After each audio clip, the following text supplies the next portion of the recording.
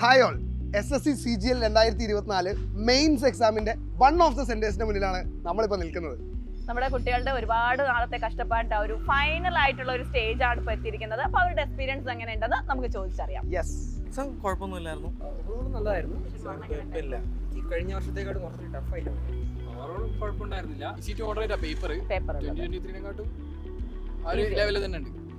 Comparatively എളുപ്പമാണ്. SSCന്റെ ഒരു CGL എന്ന് പറയുന്നതിന്റെ ഒരു റേഞ്ച് ഫീൽ ചെയ്തില്ല.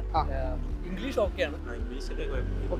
സാധാരണ പോലെ തന്നെ ഇംഗ്ലീഷ് വളരെ എളുപ്പമാണ്. പിന്നെ ഇംഗ്ലീഷ് സിമ്പിളായിരുന്നു.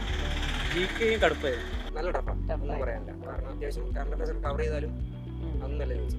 സാധാരണ ഉള്ള പോലെയല്ല വന്നത്, അറിയുന്നത് ഒരു 3-4 ഉണ്ടായിരുന്നു. മാത്സ് കാൽക്കുലേറ്റീവ് ആയി.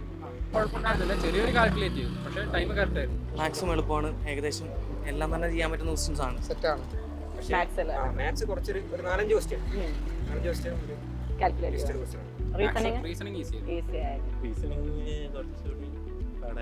റീസണിങ് വളരെ സിമ്പിൾ ആണ്. ക്വസ്റ്റ്യൻസ് ഒക്കെ കുറച്ച് നോർമൽ തന്നെയാണ്. കമ്പ്യൂട്ടർ ചിലർക്ക് കടുപ്പാണ്, ചിലർക്ക് എന്നാലും ഒരു ഓപ്ഷൻ ഒക്കെ വെച്ചിട്ട് കിട്ടും.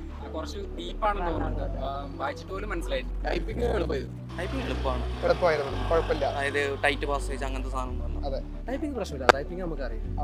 പക്ഷേ ഇപ്രാവശ്യം ചെറിയൊരു മാറ്റമുണ്ട്. സാധാരണ 2000 ആണെങ്കിൽ 2000 ഉണ്ടാവുള്ളൂ. അത് ടൈപ്പ് ചെയ്താൽ നമുക്ക് പിന്നെ മേലോട്ട് സ്ക്രോൾ ചെയ്തിട്ട് നോക്കാൻ പറ്റും. പക്ഷെ ഇത് എൻലെസ് ആണ്, തീരുന്നില്ല. പാരഗ്രാഫ് ഫിക്സ് അല്ല, നമ്മൾ അടിച്ചുകൊണ്ടിരിക്കണം. 2600 ഒക്കെ അടിക്കും ആൾക്കാർ, പക്ഷേ റെക്ടിഫിക്കേഷൻ്റെ സമയം കിട്ടില്ല. അടിച്ചു കഴിഞ്ഞ ഒരു 4 മിനിറ്റ് ചെക്ക് ചെയ്യാനുണ്ടാവും, സമയം ഉണ്ടായിരുന്നില്ല. അടിച്ചു കഴിഞ്ഞപ്പോഴാണ് മനസ്സിലാവുന്നത് വീണ്ടും ഉണ്ട് എന്നുള്ള പാസേജ് ഉണ്ട്. ഇങ്ങനെ കുറേ ടൈം